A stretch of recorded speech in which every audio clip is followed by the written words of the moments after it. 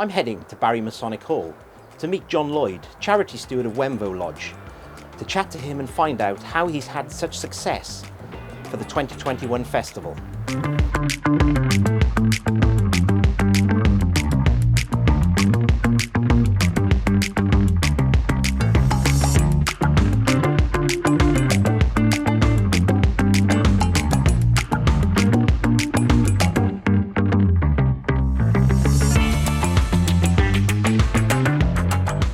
Thank you, John. Please can you share with us a little bit about yourself, including when and how you became Charity Steward? Well, I've been heavily involved in the Lodge Relief Chest for many years, and of course, from time to time, with officers not fulfilling their particular charity, should have had to slot in. So in 1992 and many years later, I became heavily involved in the charities of the Lodge, and of course, I'm a big promoter of the Masonic Benevolent Fund. Hence, the festival is very, very important to all Masons. I personally believe in charity for a number of reasons. I've been involved with a lot of disabled people over the years and have seen us help, not only Masonic, but non-Masonic as well, because we do tend to cover non-Masonic activities and aid those who are less well off than we are. So it's important that we help society as a craft and assist the society, really. Thank you, John. Can you tell us what you enjoy most about the office of Charity Steward and the role? Well, my involvement is very much the Relief Chest. So for 35 years I've been Relief Chest representative of the Lodge, and from time to time the Lodge has asked for monies for different to aid those less fortunate than ourselves, and I'm very keen.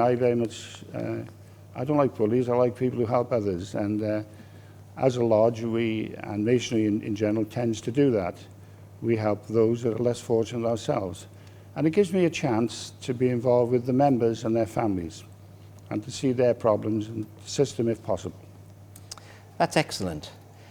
How have you promoted the festival within your lodge, and perhaps you could share with us some of your best practices and methods that you've used to achieve the success that you've enjoyed? The method we employed, myself and Geoffrey Coates, many years ago, was starting off with a candidate for Freemasonry. A candidate would arrive at an interview and we would ask him, welcome of course, and we would ask him the necessary questions. He would then retire whilst we deliberated on his possible membership of the craft.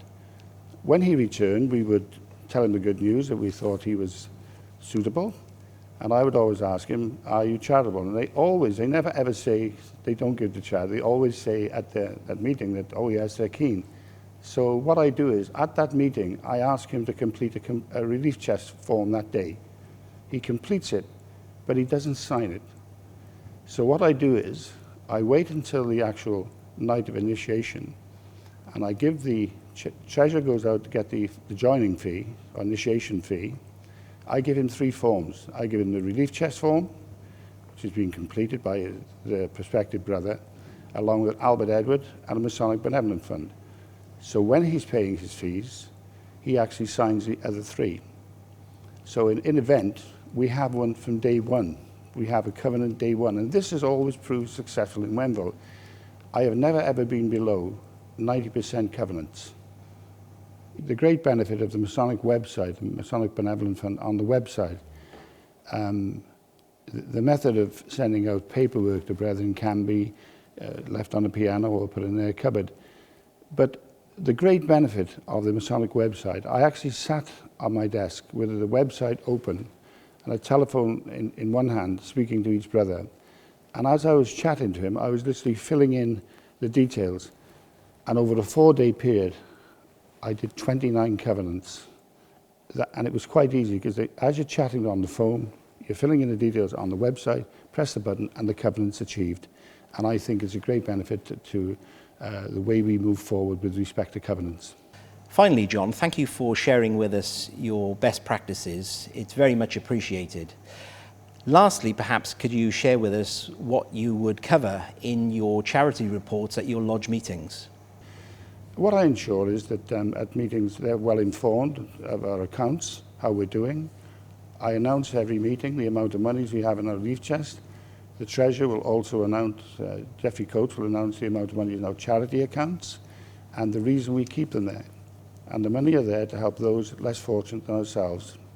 So I think keeping the brethren informed, keep them up to date, but we've been very, very lucky. And the brethren, I must say that a lot of credit must go to the Virtual Master of Wenvoe Lodge for his participation in assisting me and Jeffrey Coates. I think the key is for the charity steward, through the Master and the senior members, to keep the brethren up to date, to let them know what the festival is, what the festival's for, that the benefits of it. You've got to understand that our Masonic homes are wonderful homes. They have to be funded.